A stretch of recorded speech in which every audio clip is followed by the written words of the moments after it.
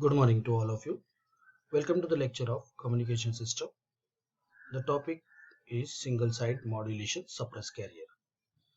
This word you might have heard earlier in your lower semester, but here we will cover this with the perception of mathematical framework associated with it so that you can generate the single sideband using that mathematical concept. I am Professor Smith from Dharm Singh Desai University in India. This video is released under Creative Commons Attribution 4 license, so you are free to use, distribute or modify it for commercial purpose provided that you acknowledge the source. Now, prerequisite for this video is that you should have a basic knowledge of signal and system. You should have the basic knowledge of Fourier series, and you should have a good knowledge of Fourier transform and its properties because it is widely used to understand the mathematical framework of single sideband modulation suppress carrier. The learning objective of this coursework is that after the completion of this topic, the learner should be able to understand the mathematical concept that give rise to generating single sideband suppress carrier from double sideband suppress carrier, which you have studied earlier in the lower semester. The learner should be able to draw the block diagram of SSB using phase shifter method, which is developed from the mathematical concept that we will cover over here. The learner should be able to appreciate also the concept of Hilbert transform, which is something new over here, which is very much important too. The learner should be able to extract the message signal from the SSB-SC as well as SSB plus carrier signals with the same circuitry which you have studied for the demodulation from DSB-SC or and AM respectively. So let's start with the single sideband suppress carrier. We all of us know that in the AM, if you see the frequency response, it basically consists of the carrier as well as the double sideband, both the sidebands. Hence the power efficiency or the efficiency of that AM is very much less because most of the power is present over in the carrier, not in the information. So to overcome that, the double sideband spectrum has been double sideband suppress carrier was used, which consists of two sidebands, upper sideband and lower sideband, wherein the information is split. So here the problem is that the bandwidth is larger. So to reduce the bandwidth, both contains the same information. So instead of transmitting both the sideband, it's better to transmit only one sideband, which give rise to single sideband. And the advantage of that is 1/2 bandwidth compared to double sideband suppress carrier. And we will study here that here the demodulation, which is coherent demodulation of SSB-SC signal, is almost identical to double sideband suppress carrier. These are the topics that we are going to cover over here, and we will touch upon the Hilbert transform through the process. So this is the frequency spectrum before and after modulation. See over here, this is nothing but we are assuming a signal, message signal m of t, whose Fourier transform is m of omega, and which is band limited to b hertz. So this is your baseband signal in the frequency spectrum. Now if you go for the double sideband suppressor carrier, the second one that here is nothing but the spectrum after carrying out the double modulation, double sideband. So it consists of the two sidebands, lower sideband and upper sideband. Now both of them consist of the same amount of information. So there is no need to transmit both the signals. If I transmit this, then the total bandwidth required here will be from here to here B and from here to here B. So that total make it 2B. So since both the consist of the same information, it's better to transmit one of them. So you can suppress the other one. So if you transmit the upper part, so this is your upper sideband. Okay, then it result into upper sideband, and in this case it is for the lower sideband. So this is what we want to convey, that the advantage is now the bandwidth required in this both case with where SSB or this both comprise of SSB. SSB is nothing but upper sideband or lower sideband. So the bandwidth now required will be only B hertz. Now only the question is that whether we will be able to recover the signal at the receiver side or not. From the base of what we have studied earlier, that if this is your spectrum if the signal whose spectrum looks like this. Okay, if I multiply this in time domain, if I multiply this signal in time domain with cos omega ct, the spectrum will be shifted to 0 and plus minus 2 omega c.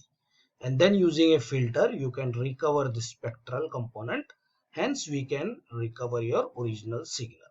So it's possible that using coherent demodulation technique, which you preferred for double sideband, you can prefer it here for the single sideband too.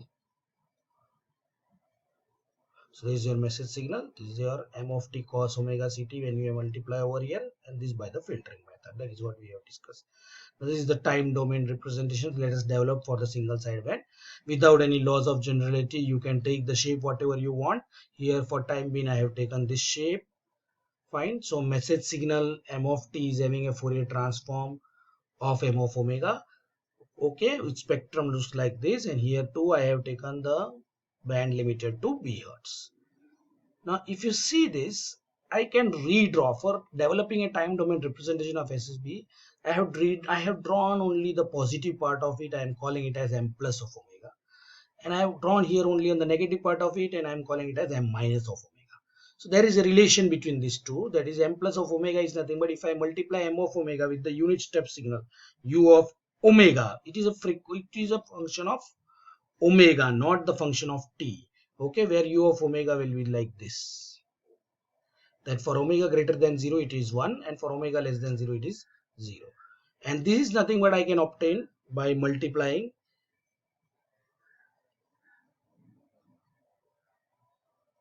this should be m minus of omega. Sorry for time being, it's not m plus of omega, this is m minus of omega.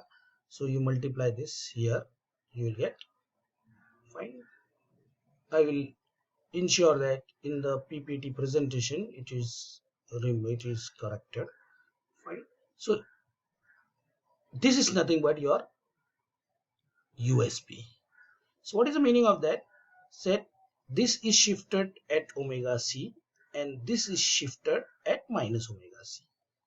Okay, so this I can call it as m plus of omega minus omega c, and this is m minus of omega plus omega c. And for the LSB, this is shifted towards omega c and this is shifted towards minus omega c. So this is m minus of omega minus omega c. This is m plus of omega plus omega. So USB part, you can say that it is as good as the summation of m plus of omega minus omega c plus m minus of omega plus omega c. And for the LSB, it is m minus of omega minus omega c summation with m plus omega of plus omega c. Hope it's making sense over here because this is the main part. Now this we will try to get into the depth of it or into the skin of it to understand how mathematically you can generate an SSB using phase shifting method. Fine. Now here if you see over here, this I'm assuming that the Fourier transform, inverse Fourier transform of m plus of omega is m plus of t, and inverse Fourier transform of m minus of omega is m minus of t. Now looking at this graph, the magnitude of m plus of omega and magnitude of m minus of omega, they are not even function of each other. Yes or no? They are not even functions of omega. Not each other, sorry. They are not even functions of omega. So according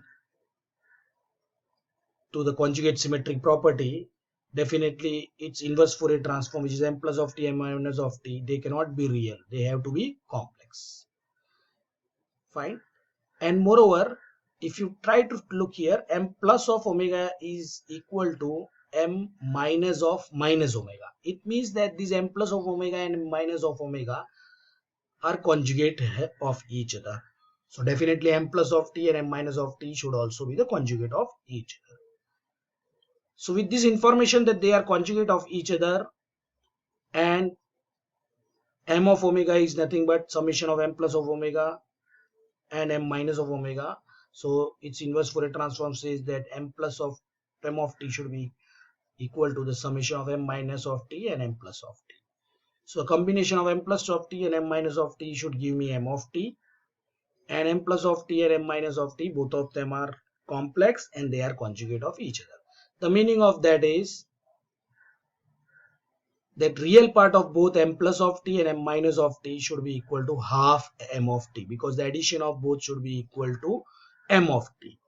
And imaginary part should be same, and let us assume it to be without any loss of generality half I am associating, because for the real part half I have associated, that half m subscript h of t. You can take this as a of t whatever, but due to some reason I have taken it m subscript h of t, something different of m of t, which may turn around to be same of m of t also afterward.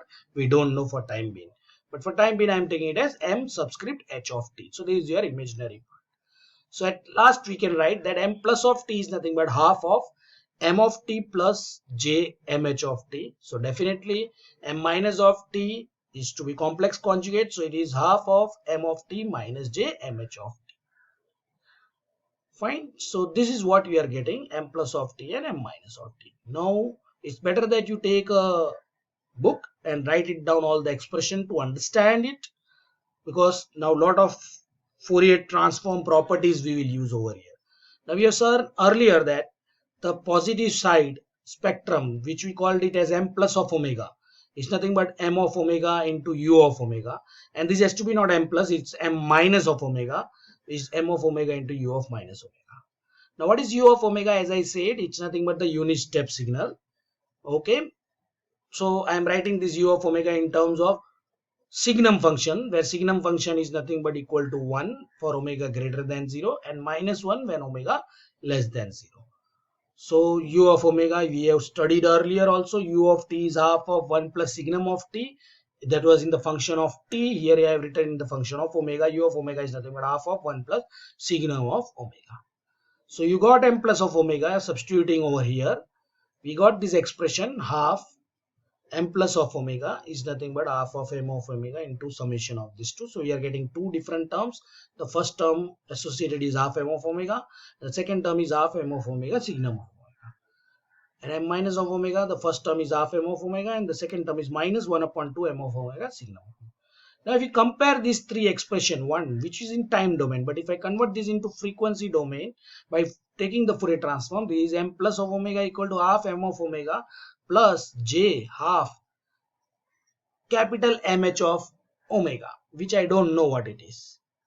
And this m minus of omega is nothing but capital M minus of omega is nothing but half capital M of omega minus j capital mh of omega. So if I compare this equation 1 and equation 2 after taking the Fourier transform of this, what I will get is that your mh of omega, or you can say the Fourier transform is this j mh of t, fine, will be equal to m of omega signum of omega,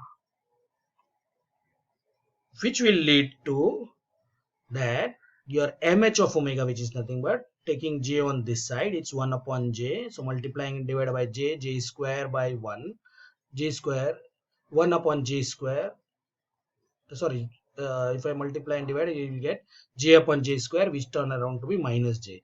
So your mh of omega is nothing but you are getting minus j m of omega signum of omega.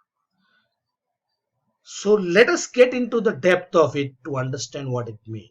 See, if you see here, it is nothing but in frequency domain product of m of omega with some function minus j signum of omega. So rewriting it like this. So it's a product in the frequency domain, and as per time convolution property, it means that in the time domain, it is nothing but the convolution of m of t with some function that is nothing but the inverse Fourier transform of this function minus j signum of omega.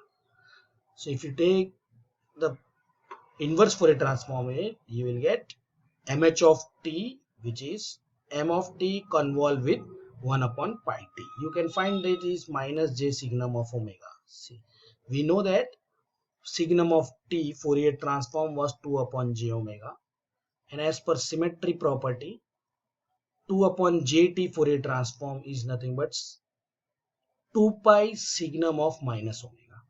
Now signum of minus omega is nothing but minus signum of omega, and taking 2 pi on this side, 2 will cancel out, j taking on this side, I will get 1 upon pi t Fourier transform is minus j signum of omega. So if you take the Fourier transform, inverse Fourier transform of this, you will get 1 upon pi t. The frequency domain, since it's a multiplication, in the time domain it has to be the convolution. So you can write the definition according to the definition of convolution. mh of t is 1 upon pi, this one, integration minus by m of tau t minus tau d tau.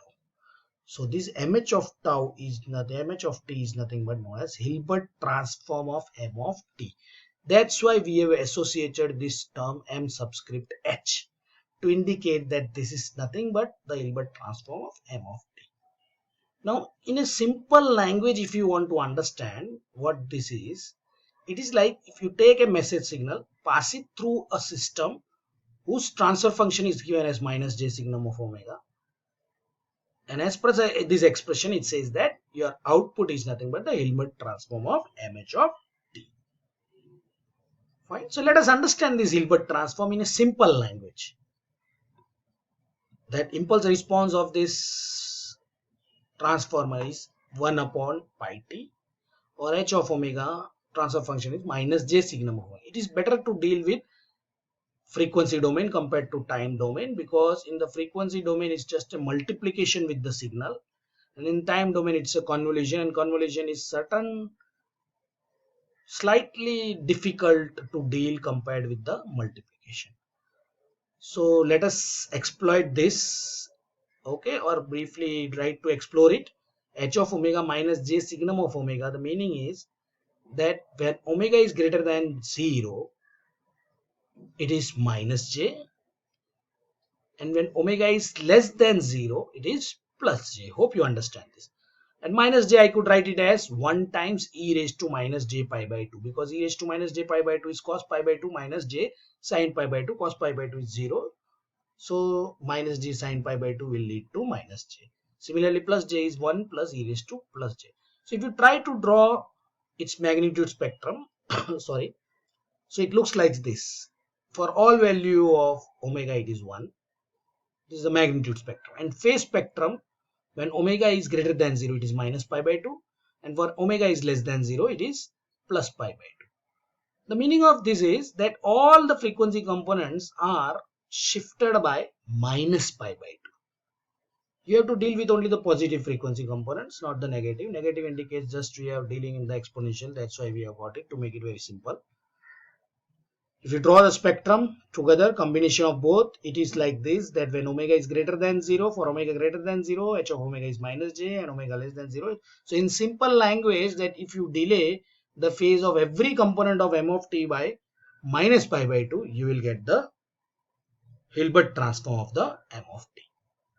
Now let us get into the part where we were looking for, what we are looking for, that is USB and the LSB. This was the figure that we were dealing with. And we said that USB is nothing but the summation of these two spectrum, that is nothing but m positive at omega minus omega c and m negative at omega plus omega c. Now if you take the inverse Fourier transform of it, where phi USB of t, this is m plus of t, because m plus of omega inverse Fourier transform is m plus of t, but it is not at omega equal to 0, it is at omega equal to minus omega equal to omega c, so that is multiplied by e raised to j. So I applied this frequency shifting property, and this will be m minus of t e raised to minus j omega c. Same way for the LSB also, when you try m minus of omega, which is shifted at omega equal to omega c, you will get e to the power of, with m minus of t it will be e raised to j omega ct, with m plus of t it will be e raised to minus j omega ct. Be careful over here. I have ensured that m plus of t is the first term in both the time domain. That's why I have written like this form. Fine. Now the equation 1 that we have discussed earlier, okay, where it is given as, substituting that m plus of t is nothing but equal to half m of t plus j 1 by 2 mh of t for the USB, and for the LSB m half m plus of t plus minus j half mh of t. Okay, and if you substitute this m plus of t from the equation 1 into this expression, fine,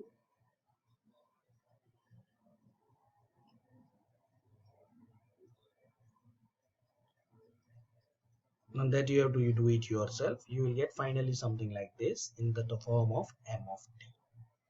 So substitute that m plus of t and minus of t, which in terms of m of t, mh of t, and solve it. So you will get USB m of t cos omega ct minus mh of t sin omega ct. And LSB is m of t cos omega ct plus mh of t sin omega ct. So combine, you can write for the SSB at this form, where this negative sign you have to keep it intact in between for USB and positive sign for the LSB case. So let us take an example that suppose you take a signal m of t, one m of t having a single frequency, which we will call it as a tone modulation, is a sinusoid with cos omega mt. So you take the m of t, you can see over here, you can see over here m of t multiplied by cos and mh of t. Mh of t is nothing but the Hilbert transform m of t, which we have seen earlier. It is simply the pi by 2 shifter, minus pi. All the frequency component of m of t has to be shifted by minus pi by 2. Now since here we have taken only a single component, single frequency component, so simply I can write this as mh of t as cos omega mt minus pi by 2, which will turn around to be sin omega mt. It is very much simple. So here SSB looks like this. So it is nothing but cos omega c plus minus omega t. So with positive sign it is your USB, with negative sign it is nothing but in fact your LSB. The frequency spectrum will look like this. Hope you can understand this. It's very much simple. Okay, because it's a single tone modulation. So applying a Hilbert transform to a single tone modulation is very easier. But if a signal is consisting of many frequency components or some energy signal, then it is always better to deal the signal in frequency domain instead of a time domain. Because in time domain it's just by pi by 2 shifter, but it is okay if it's a sinusoidal signal. If there are certain signals like 2t upon a square plus t square and something like this, and if you are asked to find out the Hilbert transform, then don't deal with in frequency domain. It's better to deal it in the don't deal with in the time domain. It is better to deal in the frequency domain, which we will cover in the next lectures, that how to carry out the Hilbert transform for any generic signal. Spectrum point of view, this is the cos omega mt, so it's nothing but delta of omega minus omega m plus delta of omega plus omega m. So this is the spectrum of cos omega mt. So if you do the double sideband by multiplying cos omega mt with cos omega ct, I will get this spectrum, which you know. Okay, fine. And after you find here, if I go for the USB, I should get only this component, and which if you can see it is centered at omega c plus omega m, and this is minus times of bracket omega c plus omega m bracket close, so which indicates that this is nothing but cos omega c plus omega mt, and this is nothing but LSB, which is nothing but the spectrum of cos omega c minus omega mt. So whatever you have done in time domain and whatever you expected in the frequency domain, both matches. So we are going in the proper direction.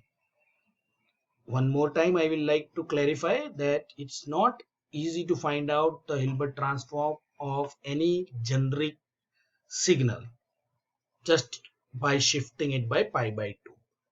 It is easier over here because the signal is in sinusoidal. But if certain signals or most of the signals are summation of most of the energy signal as well as periodic signal, we have seen they are nothing but the in summation of some sinusoidal signals. But it is always better that if you want to find out the Hilbert transform, it is better to deal in the frequency domain. Find out if it's an energy signal, then Fourier transform of it will definitely exist. Take the Fourier transform of it. So you'll get the frequency domain m of omega that you multiply with minus j signum of omega, so that you will get the Hilbert transform in frequency domain. Okay, then you take the inverse Fourier transform that will give you the Hilbert transform of m of t. Now our aim here, that we will cover in the next session, our aim here is for generation of SSB signals. So there are two common preferred method. One of the method all of you know, that is selective filtering method, which is obvious from the spectrum. You can know that if it's having a double sideband or both sideband, by using proper sharp cutoff filter, eliminate the undesired sideband. That if you want USB, then eliminate the LSB part.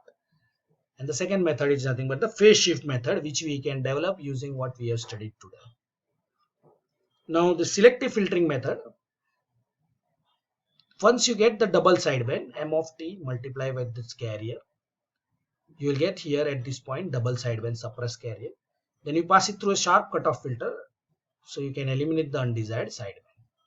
So you'll get the single sideband suppressed carrier. The problem here is that suppose you take an example of this. Problem here is you will require a filtering like this. Filter in, suppose I want a USB part, then we will require an ideal filter. Now for the ideal filter, it is not realizable practically. Closely you can realize it only if the case that this is nothing but we get to call it as a stop band, this part, because we don't want this side stop band, and this is nothing but the pass band. If there is a gap between this pass band and the stop band, if they are very close to each other, then it's very difficult. But if there is a separation between them, then it is easy. Our advantage is that in the case of voice modulation, the voice signal provide this separation between pass band and stop band, because it is being said that frequency below 300 Hz are not important. Even if you remove it, there is something like this. This is a spectrum of a voice signal, wherein says that around this 1 kilo, maybe around 1000 Hz. Okay, that is 1 kilohertz. Around 800 Hz, it is the maximum, and somewhere around here, that is up to this, that is around 300 Hz. The power content within this 300 Hz is negligible. So you got here a stop band of from here to here 300, and from here to here that is 300. So even if this is included or along with this, or if it is removed, there is no issue. So around this, the stop band is of total transition region is of 600 Hz. So in short, we may suppress below 300 Hz without affecting intelligibility. So filtering is easy for speech signal because we got a 300 Hz around omega c. But only we have to ensure that the filter may not have a structure like this. The filter may be something like from here it goes and not ideal with some slanting line. We have to ensure that undesired sideband should be attenuated at least by 40 dB compared to the sideband which we want to keep it intact. So this case creates a problem if you are going for the modulation by very high frequency, because in the case of very high carrier frequency, what happens is that in such cases it's better to go for a two-level single sideband. That is, first it is carried out at low frequency, and when you carry it out at low frequency by suppose omega c1, so the step band you will get a range of 2 omega c1. Okay, at very high frequency what happens that the ratio of the stop band, which in the case here it is around 600 Hz, to a very high carrier frequency is very low. So it is very difficult to get 40 dB attenuation for the undesired sideband. So what has been done in that case is, first of all, they carry out the single sideband at some low frequency omega c1, so that ratio is not that very low and it is practically feasible. So the output of that, after filtering, you will get a spectrum where the stop band will be of 2 omega c1, and that has been single sideband modulated with the carrier frequency. So and then a filter is being used, because in that case what happened, the stop band is of 2 omega c1. So ratio of 2 omega c1 to omega c2, where omega c2 is larger. So the ratio of that two is going to be slightly okay, and you can practically have a filter, sharp filter, it's possible. So in such case, we prefer to go for a two-level single sideband modulation. Once more I am repeating that if the signal has to be modulated with very high carrier frequency, then in the case of single sideband modulation using the filter, Instead of going for single level SSB, they go for two level SSB, wherein first of all it is modulated with a carrier frequency, angular carrier frequency of omega C1, which is at low frequency, and then a sharp filter is realized, which ensure that now the separation between the band, that is the stop band, is going to be 2 omega C1 in the angular frequency form, and that has been modulated by omega C2, where omega C2 is very much greater than omega, or slightly greater than omega C1, or at a frequency at which you want to transmit, carrier frequency at which you want to transmit. So this ensure that the filter you can realize at very high frequencies also, and you can get an attenuation of 40 dB for the undesired sideband. Now the second method, that is nothing but the phase shift method. Rather, we should not draw the block diagram first. From the expression we should get the block diagram. We'll try to understand that. Now the expression of the SSB is m of t multiplied by cos omega ct. So this much part, if you see, it is nothing but double sideband suppressed carrier modulator, which you have studied earlier. So if you pass it through a block where input is m of t and carrier is omega ct, that is this one. Suppose this is your local carrier at the transmitter, cos omega ct, and this is your double sideband suppressed carrier modulator, and input is m of t. So definitely output is m of t cos omega ct. You take this as a second signal. So here the same, if you pass it through a double sideband suppressed carrier modulator with a carrier frequency of sine omega ct. So we have cos, so pi by 2 shifter, so you'll get sine omega ct. Fine. And m of t is not multiplied with mh of t, which is nothing but Hilbert transform. We have seen that in time domain, Hilbert transform is nothing but all the frequency component phase shifted by pi by 2, which is very ideal case. Okay, so this is minus pi by 2. In few book they write it as, this is not a pi by 2 shifter, they call it as a Hilbert transform. So you can write this as Hilbert transform also. So m of t, pass it through a Hilbert transformer, you will get mh of t. So when you pass this to double sideband suppressed carrier modulator, you will get m of t sine omega ct. If it is with negative sign here, m of t cos omega ct minus mh of t sine, that is nothing but your USB. And for the LSB, m of t cos omega ct plus mh of t sine omega ct.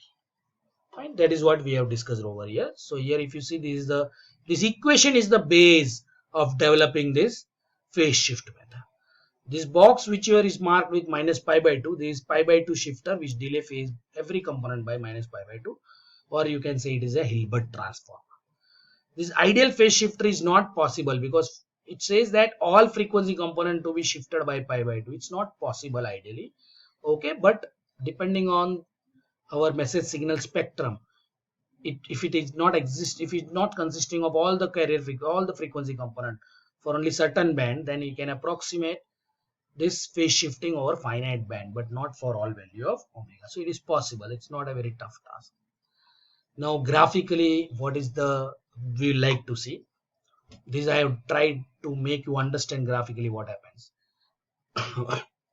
We have said that, fine, this is your, suppose m of t is having without any loss of generality, as I said earlier. This is the shape of the spectrum of m of t. Fine. Double sideband if you do, I will get like this. Fine. Now Hilbert transfer function is nothing but minus j plus j pi by 2 phase shifter. Fine. So this is your double sideband. Fine. You multiply this with this, m of omega with this, you will get mh of omega. Fine. So you will get this over here and this opposite.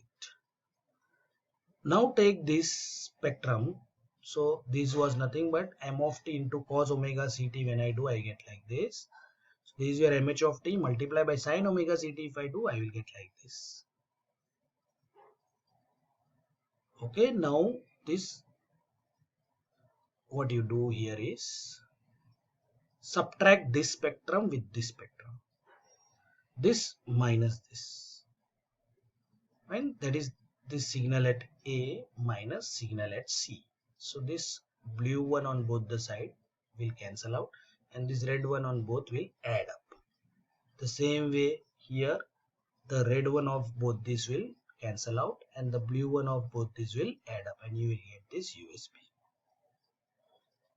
Then whatever signal you get at this point A and B, If you add both of them, then this red and red will cancel out and blue will get, and here blue and blue will cancel out and the red you will get. So that's nothing but your LSB. Hope it's making a sense and it's very much easy to understand. And you can see the advantage now, the bandwidth is only B hertz compared to this when the bandwidth required was 2B. So same information was transmitted in LSB as well as USB. So twice bandwidth was required for the case of double sideband. The single sideband required is only single band. Now coming back to the demodulation, the two type of demodulation we will like to cover over here. One is coherent demodulation, which we will, the concept here uses same as for the coherent double sideband demodulation. So whatever SSB obtained, incoherent in sense that whatever local generated carrier at the receiver side is in phase with the carrier at the transmitter side. That is nothing but the coherency. Fine. Okay. You just to ensure that it should be in phase. Phase difference should not exist. So I am passing through a product modulator. So I will get phi SB50 into cos omega CT. So definitely you will get a spectrum shifted at omega equal to 0 and omega equal to plus minus 2 omega c. Then you pass it through a low pass filter, you will get m of t. So it's very much simple. You can see that SSB is m of t cos omega m h of t. You take, multiply with cos omega ct, applying the trigonometric identities, you will get cos square omega ct, which is nothing but 1 plus cos 2 omega ct by 2. And this is sin omega ct cos omega, which is nothing but 1 by 2 sin 2 omega ct. It's very much simple. So this, if I write it properly, I will get half m of t from this first term, and the second term and the third term I am combining. So if you see this within this bracket, it is nothing but, after multiplying this, I am getting two components. One is half m of t itself, and the another one is nothing but m of t modulating the single sideband modulated SSB modulation with a frequency of 2 omega c. So there is a gap, there is separation. Fine. So now you can pass it through a low pass filter, baseband signal you can obtain. Okay, because it yields baseband signal as well as another SSB signal with carrier 2 omega c. So low pass filter output is m of t upon 2. So it is possible using the double sideband coherent demodulation itself to have the demodulation of single sideband suppressed carrier. But in few places they prefer to use single sideband with carrier, where carrier is used as a pilot symbols. In that case, it is better to go for an envelope detection, and we will see that it is possible that the same envelope detector which you prefer for AM can be used here to detect your single sideband signal. Consider single sideband signal with additional carrier C, which is given. So phi of t is nothing but, there is nothing but SSB signal m of t cos omega ct added with a cos omega ct. Hope it's very much simple. Now this first and the second term I am combining. So phi of t I can read it right, a plus m of t cos omega ct minus plus m h. So this is nothing but an expression of g of t cos omega ct minus plus g tilde of t sin omega ct. So this is nothing but, I can rewrite this as e of t cos omega ct plus theta of t, where theta of t, which is phase, is nothing but depending on minus plus tan inverse sin omega ct upon a plus mh of t upon a plus m of t, and e of t is nothing but the envelope, which is given as square root of a plus m of t whole square. This has to be whole square, a plus m of t whole square plus mht square. And if I expand this a plus m of t, I will get this form. And if I multiply with a, okay, and I have, now here there is a, that if I want to go further, certain condition has to be satisfied. So here it's not necessary that you can use an envelope detector for AM straight away. It is possible that you can, our aim is to recover this signal m of t, but it is having m square of t, mh square of t, all those stuff. So if I want to remove the effect of this, I have to ignore this, then this condition has to be satisfied. that the amplitude of the carrier has to be very much greater than the magnitude of m of t or mh of t. So maximum whatever m of t is having, your amplitude of the carrier has to be very much greater than the maximum value on the positive side or on the negative side, whichever, because it's a magnitude of m of t. Then you can neglect these higher order terms within this, and you will get a into 1 plus 2 m of t upon a raised to 1 by 2, which is nothing but the square root of this term. Now you can apply the binomial expansion over here, and then you can discard the higher order terms in that case, because it will be 1 plus 1 by 2 into 2m of t by a plus 1 by 3 factor 2m of t by a whole square, 1 by 3 factor, and so on. So higher order term you can neglect, because we have, this condition has to be satisfied. That with that condition we have proceeded. So you'll get approximately envelope as a times 1 plus m of t by a, and if I multiply a, I will get a plus m of t, which indicates that your output envelope will have your message signal. So it is possible that using envelope detector also you can recover a signal, but provided that the carrier has to be very larger, then only it can be demodulated. So for proper, in the case of pure AM case, we have seen that for proper demodulation using envelope detector, this condition has to be satisfied, that A has to be greater than or equal to, not very much greater than or equal to minus m of t on the maximum. That means on the negative side, whatever will the maximum. But here the condition is that A has to be very much greater than mode of m of t. Whether negative maximum or positive maximum, whatever the maximum magnitude, okay, A has to be very much greater than that. So amplitude of the carrier is larger, which doesn't consist of any information. So the efficiency, hence carrier amplitude required is greater, so compared to AM, and hence it is inefficient. So generally this SSB plus C is quite often preferred, not for most of the cases, because its efficiency is very small. Now this is what we have to discuss today, and hope there are few mistakes over here.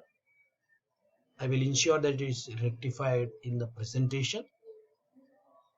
Okay, and I would like to acknowledge for this presentation that I have used the presentation in Office, which is I am having a licensed version, and the books that I have referred to get the different diagrams on the theory concepts are Modern Digital and Analog Communication by B.P. Latte. It's the second edition. Keep it in mind, second edition, and this is the ISBN number. And another book that I referred was Communication System Engineering by John J. Prokis and Masood Salai, second edition. Is the ISBN. In the next lecture, we will touch upon the Hilbert transform, how to find out the Hilbert transform of any energy signals or a periodic signals or energy or power signals, how to carry out, that we will understand.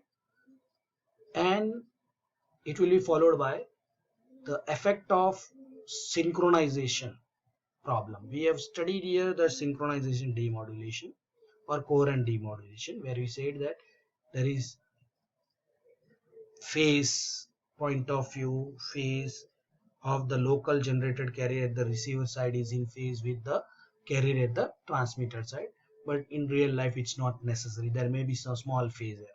So we like to touch upon that topic, that effect of amplitude and phase error on the demodulation, the synchronous demodulation, and later on we will touch upon the effect of interference and noise in